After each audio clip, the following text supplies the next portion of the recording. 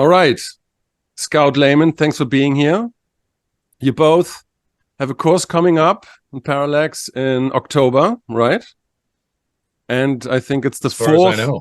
Yes, and it's the fourth course that Layman does for Parallax, and this time he brought Scout or brings Scout with him. You're a performance artist, right? So Something along those lines, yes. Right. Tell me something about your background.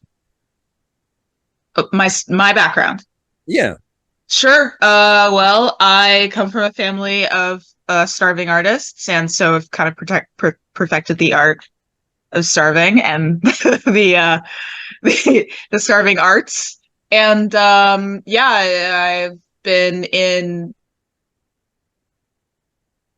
very secularly esoteric scene for a couple years now here in Brooklyn, and started to kind of notice the spiritual implications of being a scenester.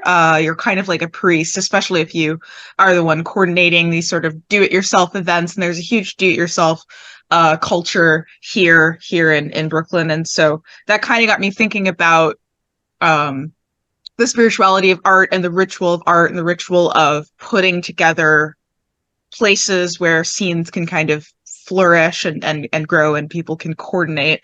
And I started writing about that, and I started doing sort of ritual performance art work more. I have been doing significantly less of that since the pandemic because the scene got hit pretty hard. You kind of have to be in person for most scenes to work. So all that is to say, I'm kind of like in this weird little intersection between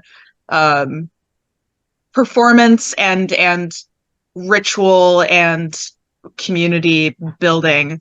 That's kind of my background, but also my current ground and hopefully my foreground as well. Right. Okay, so what kind of art is that you were like engaged in? I mean, I see a painting behind you. That's actually my mom's. My mom is a painter, and that's one of her paintings. But the art that I do is it's a cross between performance and music and just kind of existing. I'm also a writer. I'm mostly doing writing right now because writing is something that you don't need to coordinate with others as much. But in the past, I did a sort of avant-garde meditative dance practice known as Buto, which comes out of Japan. And the point of Buto, this actually ties really nicely into what the course is about. The general premise of Buto is that embracing the sort of grotesque or horrifying or ghostly aspects of existence and sort of existing between unconscious and conscious, or mediating between them as one moves. And the point is to kind of, rather than express through form, although there are certain forms, these forms emerged out of the original creators of this practice wanted people to focus on their interior and to kind of express it through form, as opposed to enacting these sort of basic forms like you see in something like ballet. So I kind of merged all of these things together to create a kind of Franken art, if you will, that is more so me performing and creating, and this is all emerging in my everyday life as opposed to on a stage or for other people, or it's not necessarily for myself either. It just kind of is this emergent thing. So hopefully that made sense. Absolutely. Layman, can you give, a general overview about the course and how that ties into, this kind of what we were talking about, what lies outside of our perception and our normal way of discourse, and what you're trying to want to achieve with this kind of course? Yeah, we've been calling the course the teratogenic mystique, which is a debated name. Teratogenics are things that cause other things to become monstrous. Like a teratogen in medical science is something that might cause a cell to become cancerous or something like that. There's this notion of the What's important about those places where we start to feel like we're at risk of transforming into something monstrous? And there are these zones of transformational studies that are embraced by shamanism, witchcraft, magic, and things like that, that involve this strange, the weird intensities at the edges that we don't often see show up in a lot of the rest of the discourse. So if we're having a clean discourse about metamodernism or the ways that Buddhism and New Christianity and cognitive science come together in a Neoplatonic revival and a new wisdom tradition, those things are great. They're really important, but there are obscene and uncanny and messy and deeply ambiguous territories that those discourses are not touching, where we have to put ourselves at risk a little bit, where we have to be interested in the grotesque and in the inhuman and in the transformational and in the deeply weird. So what we want to do is fold that all in and structure this around a course that's focused on underlying principles that we find in the magical traditions, the esoteric traditions, the occult traditions, and kind of bring that stuff to the fore and think through it in with the new psychology and the new cultural spirit that we're all focused on. Right. And so you were talking about steps of the ritual that you kind of want to go through, or can you elaborate on that a little bit? Sure. I mean, there'll be several different themes that we undertake. Ritual will be one of those themes. Scout and I have been working around improvised ritual at the Metamodern Spirituality retreats for the last couple of years. And ritual can be handled in a couple of different ways. One way to handle ritual is to inherit a ritual that's treated like a masterpiece. But the other way is to try to evolve and improvise and co-generate a ritual. Sometimes you find yourself performing, almost theatrically performing a ritual without realizing that you'd started that process, because it's deeply built into the way that these beings interface with reality. So what are the steps, say, in a spontaneously unfolded or improvised ritual that take you into those strange places where you might actually be at risk of transformation? And where do we see those laid out? One of the areas I'm very interested in that fits with the theme of the course is dark fantasy fiction and horror films and things like that, where if you watch a bunch of teens are going to go stay at a cabin for the weekend, right? And they stop at a gas station and there's a creepy guy and they say some weird shaking things and they cross a little bridge and they go into the woods. Well, these can actually be understood as archetypal parts of a pattern of transformation. There are these thresholds, there are these indicators, there are these participatory elements that you can move through. We see them scattered throughout a lot of fiction. And it's a fiction that tries to bring you to an intensity of transformation, and it's aesthetically flavored as something dark, as something monstrous. But that's not because it is inherently terrible. It's because you have to be willing to touch or undergo or taste that kind of risk and intensity in order to actually be changed. Oh, that's beautiful. Incidentally, I just saw a review of Louis C.K. of Stanley Kubrick's The Shining. And it's so interesting because Louis C.K. understands very well how to create stories, how to tell stories, and, you know, how this all, comes together. And the way he describes, because it's not a particular horror movie, but, the decision to tell the story from the perspective of, the hotel and from these dark aspects of the hotel, and to eschew all basic narratives about who Jack Torrance is and who's his backstory, and all of these people that appear in that movie are super weird. But for me, still, it's one of the most frightening movies, because it still access that what is outside of the normal narrative, and that, because Friday the 13th, it's like that doesn't frighten me.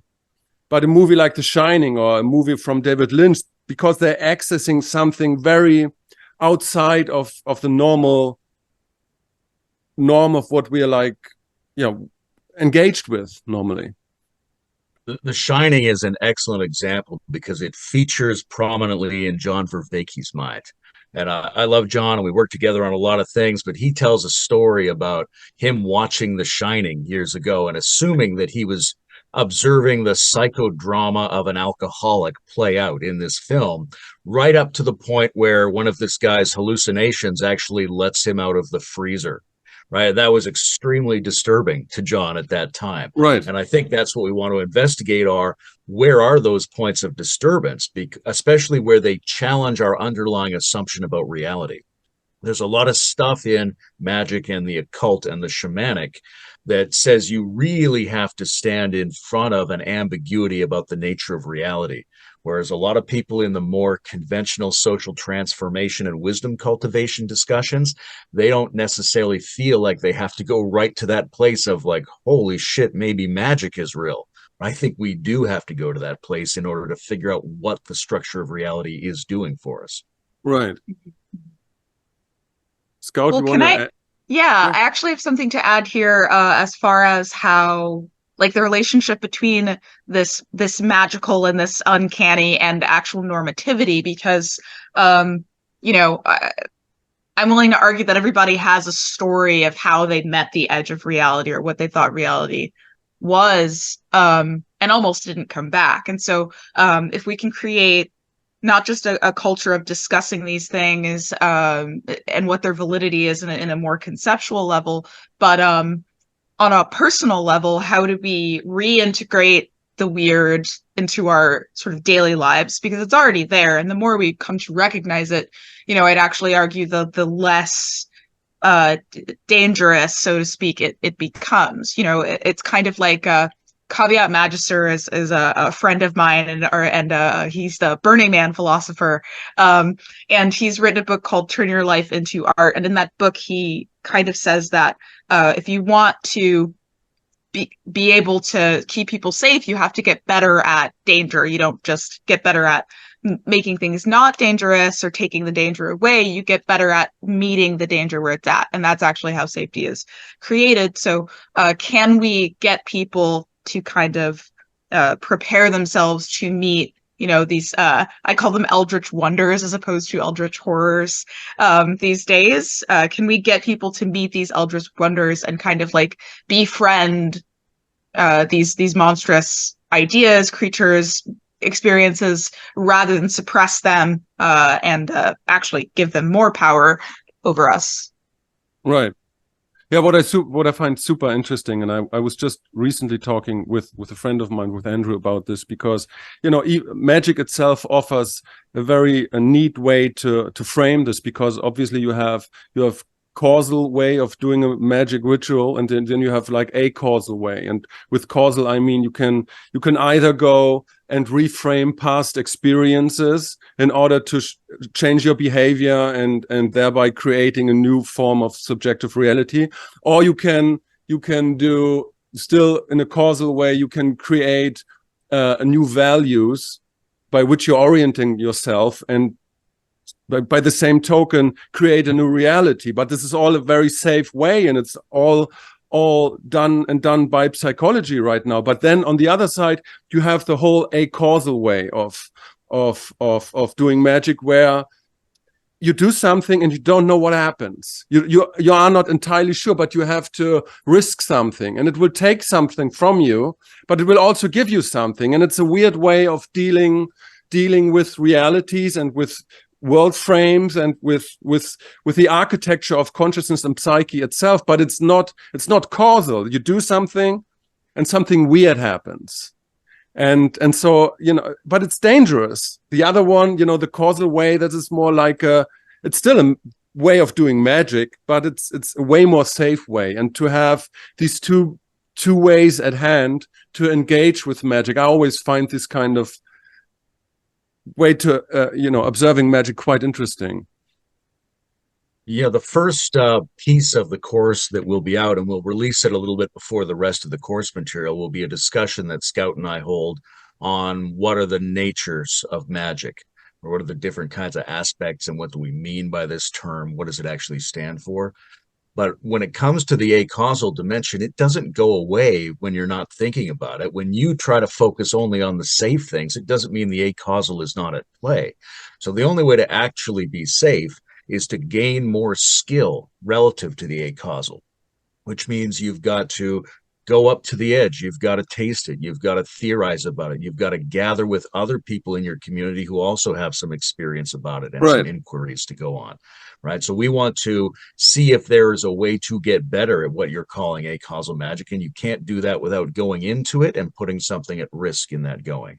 Right. And it's so beautiful because, you know, when we're using standard, you know, developmental models, you know, let's say from Keegan or even like a model like modernity, post-modernity, meta-modernity, it's always easy to betray yourself where you are, right? And it's easy to analyze, let's say, cultural events or other people, but you know, the ego is tricky and is able to, you know, makes you think about yourself in a way that's probably sometimes a little bit tilted.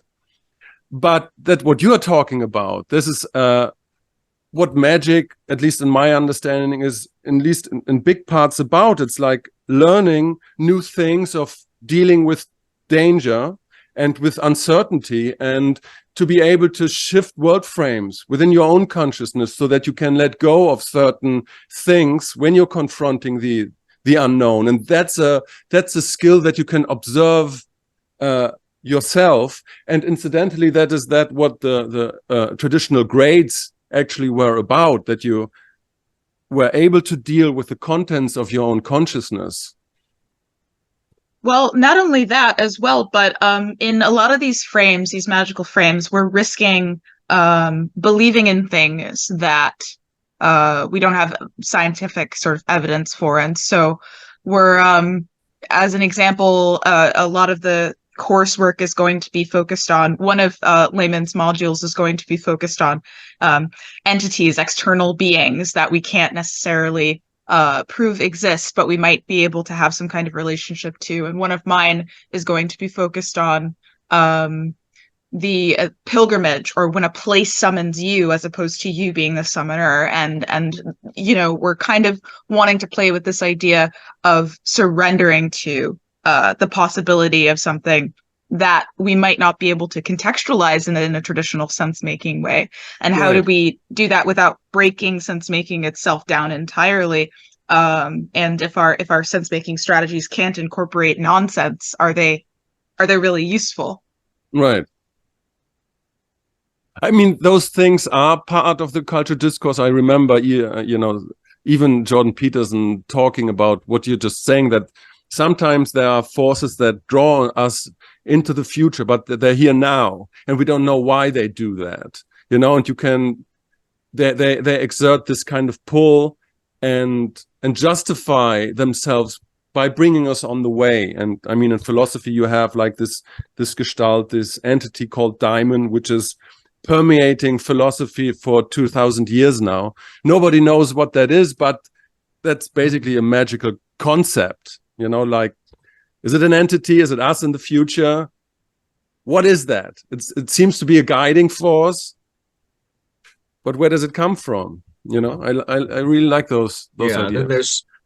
There's different kinds of inquiries that arise around entities and futures and things like that, right? And there's a not hugely big, but a pretty consistent discussion of people trying to make sense of them in a very reasonable, self-consistent manner. I sit down several times a week and have very reasonable discussions with people about all of these strange things. But there's elements of the discussion that are not going on within that kind of exchange, right? How do you actually be touched by these things? How do you be moved by them? How do you be changed by them? How do you communicate with them? And if they are quasi beings of some kind that occupy an ontological status that doesn't fit into our big maps of reality very neatly, how do you receive signals and send signals to them? Do you have to learn to speak a half language, a half known form of speech? Is there a way for the unintelligible and the strange itself to operate as a kind of alphabet that we can use? We wouldn't be able to explain what the words mean, but we nonetheless might be able to get better at speaking the language.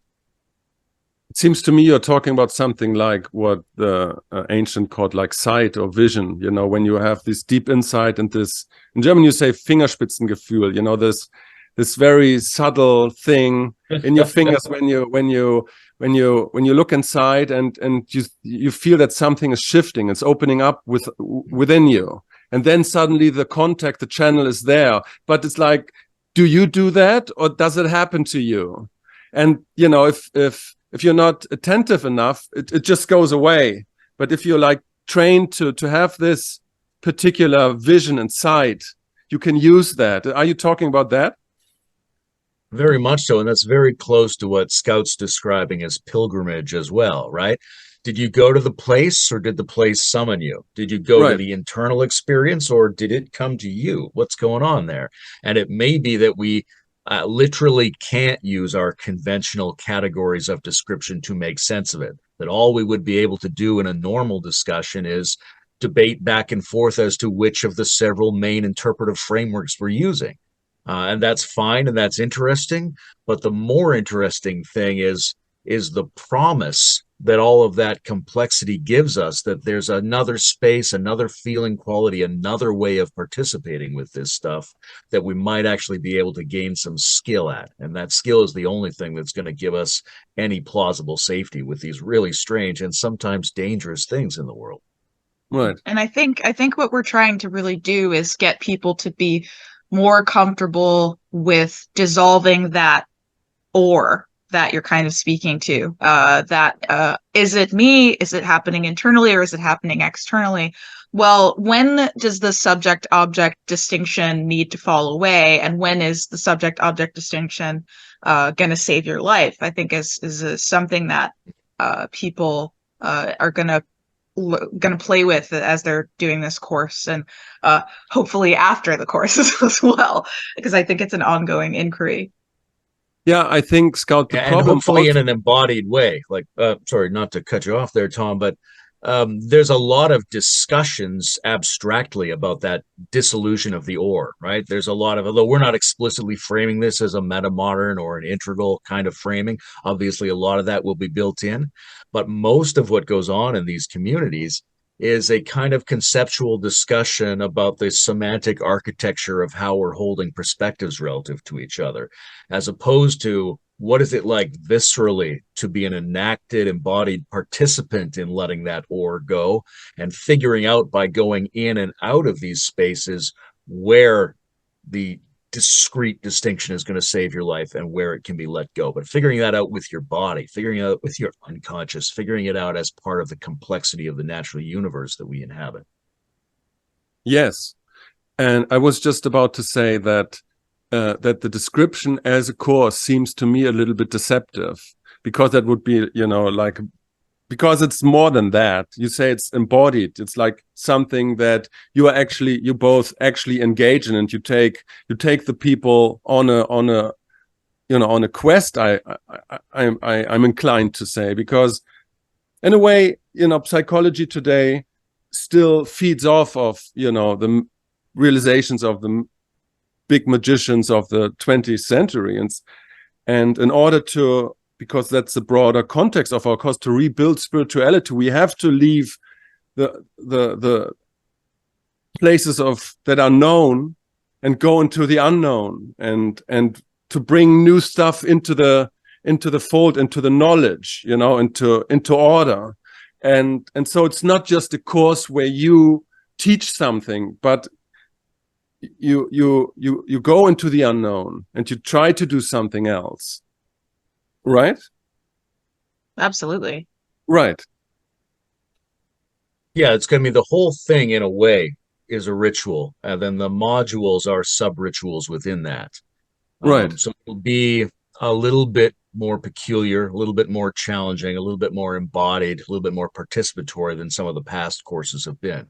There still will be theory elements. There's still going to be social elements to it, but we're focused on trying to move people experientially closer to the edge where the strange things start to happen for them.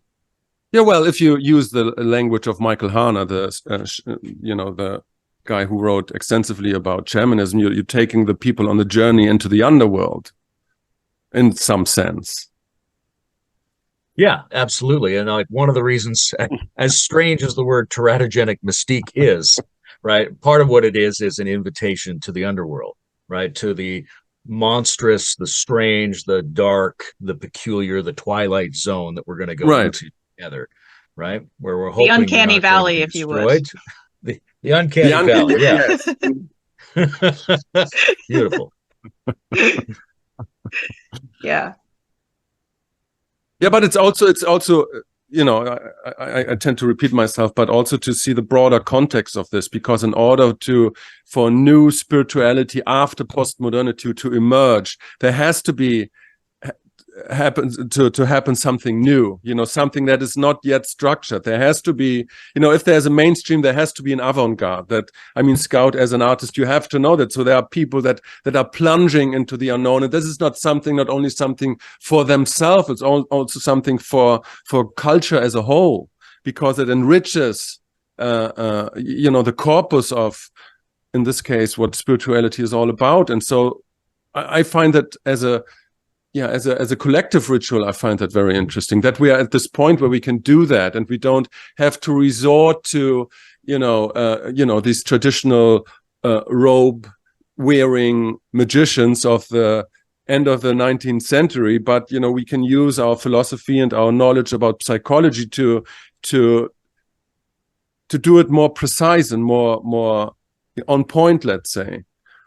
And perhaps what's ironic about the way we're discussing it here is that we're not really reinventing the wheel. So, I mean, we're taking technologies that have existed for thousands of years that have been, because they're so old, they've sort of fallen out of context. And if anything, I feel as though we are just applying them in a new context and in new ways, in more creative ways. But ultimately, all of these things are kind of coming from our instinctual ways of being in the world as humans as well.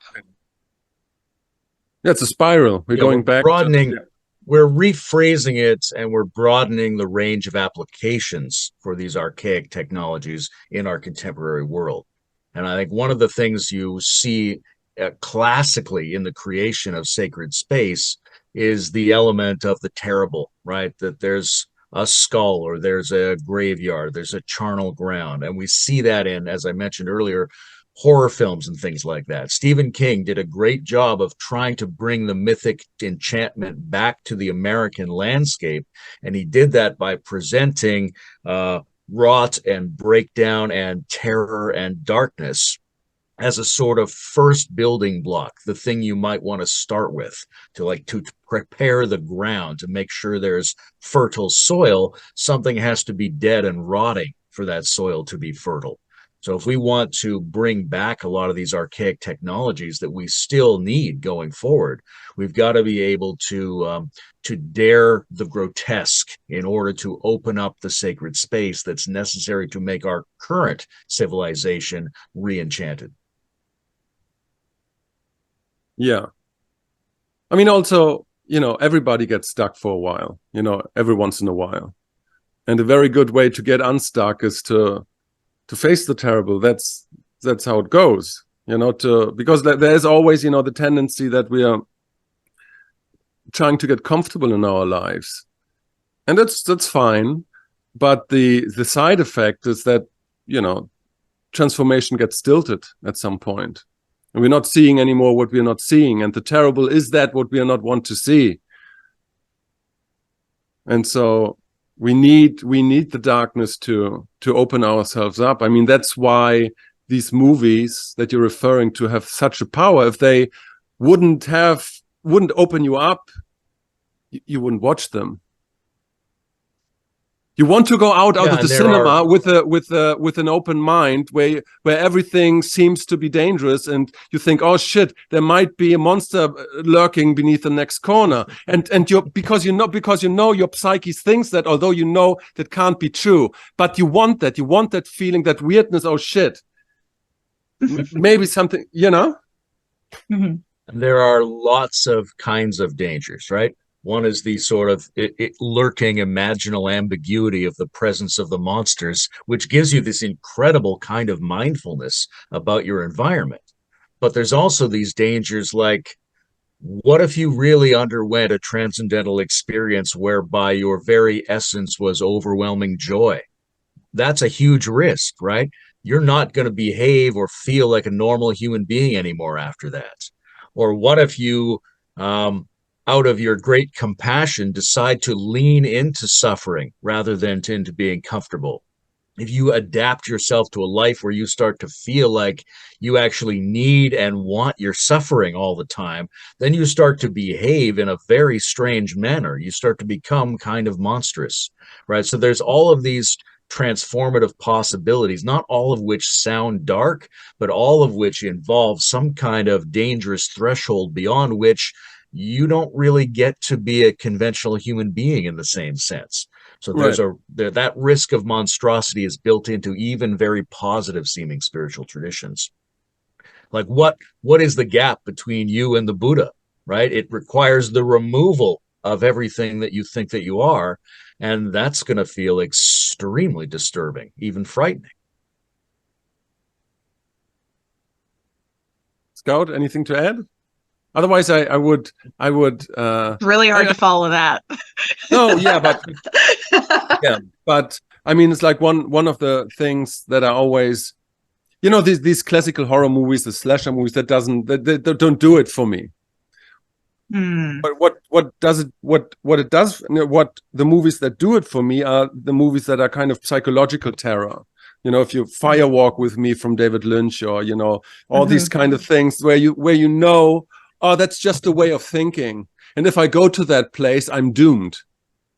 Because, there's the lodge and it's, because it's not concrete. It's just this thing where it's weird. Yeah. It's dangerous. It's like Bob is the most horrific ghost story I've ever heard, in Twin Peaks, because it's just a mindset. It's just a way of thinking of thinking about the world. It gets very shaky very, very easily. I was mentioning Bob to the kids a couple of days ago. We were talking about movies they'd seen that scared them, but I used to watch Twin Peaks by myself in the dark as a kid, and it was on late and everyone else had gone to bed. And I remember this one episode where it's just the living room, and then Bob comes walking into the scene, and he comes forward and he crawls over the couch and he comes right into the camera. End of episode. And now I'm alone in the dark in the house and have to go to the bathroom. And I didn't want to even wash my face because I didn't want my eyes closed for a split second. But what they'd done was render the entire American suburban setting into something that was seething with terrifying possibilities and dimensions. Yeah, it's interesting too, because as you're both kind of talking about these movies, I'm just thinking about, when was the last time I experienced a break with reality, like in my life? And I'm thinking of all these things, and I'm like, but should I talk about a movie? And then I'm just coming up totally blank. Because you're living in America, so you have that basically on a daily basis. That's called the news.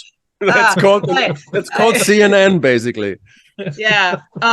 Well, I mean, this is kind of what we're talking about, is what's the barrier between these things that I feel like that's kind of what you're saying, is when you watch something like Twin Peaks, or for me, American Psycho kind of did this, where you see a normative reality. It doesn't take that much to shift it into something horrifying. I think people kind of need that in their daily lives. They're longing for that kind of shift, and that's why they watch these kinds of movies, because it's sort of like a safe way. It's like a non-threatening way to feel that threat that they actually crave. And so, basically, if you join a course like this, you're consenting to us terrifying you. Just a warning, I guess. That's right. It's not all on us. Yeah. If your reality breaks down, top titties. You got to sign a waiver saying that you are responsible for the breakdown of your own reality. No, but Scout, before you joined the talk, Layman and I, we were talking about Arthur Machen. Is that the right pronunciation? The guy who wrote Arthur Machen. Arthur Machen. Yeah, I don't know. It's like, okay, but he wrote all this fantastical literature in the early 20th century, and and about, you know, what happens with the human consciousness if the veil to the world of Pan is just thrown away. And so it's like it's you know, when the perceptual superstructure of how we navigate in the world just goes away, and we're confronted with the raw data, basically, because that's dangerous. You know, it's like that happens when you take ayahuasca, when you take LSD, when you do these kinds of weird rituals, when the framing of, well, this is the computer, this is the outside, this is the boundary between my inside and the outside. These are all mental constructs in a kind of way, if you look at it from a, you know, systems theory kind of view. And so what happens if you take them away? Then you're confronted with just raw intensities. And again, that's dangerous. And our society is basically built up to, you know, keep these boundaries and these structures in check and in order, because otherwise a society couldn't function. But then again, you always have the shamanic and the magical rituals that kind of, you know, pull on these boundaries in order to, you know, to access the raw data. And again, that's dangerous. But it's also interesting because that's the spice of life in a sort of sense. And Arthur Machen was a great guy to describe that. No, he was one of H.P. Lovecraft's major influences, and I've always been intrigued by Lovecraft's ability to invoke the unspeakable dimension of the universe and perception. And like you were saying, it's interesting to people and it's scary to people, but more than that, I would say that it's necessary. If we think about Ian McGilchrist's model, where we've been over dominant on one of the brain hemispheres, well, that other brain hemisphere involves you letting go of a lot of the structuring elements in the left prefrontal cortex, right? You have to be willing to go into some very strange, disconnected realities in order to bring that part of your intelligence back online. But if we collectively don't do that, then we're going to suffer the accumulating destructive outputs of our left brain dominance. So the safe path is leading us toward a destruction, and now we have to risk the risky path in order to counterbalance that collectively. Well said.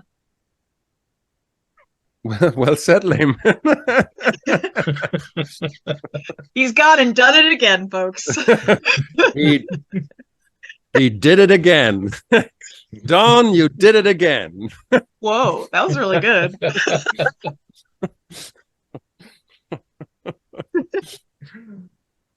Yeah. Good. So good. Any additional thoughts to the course from both of you? No, I don't think so. I think a lot of it is the way we're structuring this. A lot of it is open-ended. You know, we have a structure, but the structure exists to call in something that I think, you know, none of us are going to be prepared for. So if that sounds good to you, welcome aboard. Yeah, I think it's going to be a little bit more challenging than some of the other courses. People should go to the Parallax site and check out the kind of overview of some of the themes we'll be discussing.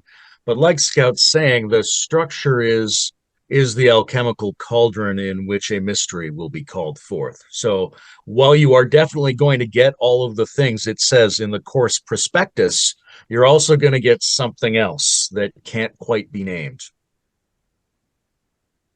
That's that's wonderful, because that's when we're doing podcasts, when we're doing courses, we're always looking for that special extra something. You know, that thing that is not on the menu, but that comes at that thing that emerges from somewhere, because that's, you know, the spice of life, something else. And that's, you know, why I'm doing podcasting. That's why I'm doing this stuff, because then it gets interesting. The new information is coming, and keeps me preoccupied for the next days or weeks, depending on how deep and important the information is that came. No, it's an invocation, basically. Absolutely. And if people are really interested in transformation and really interested in wisdom and really interested in the things we say that we're talking about in these new discourse communities, then come on and join us and let's get weird, because it's not going to happen unless we get weird.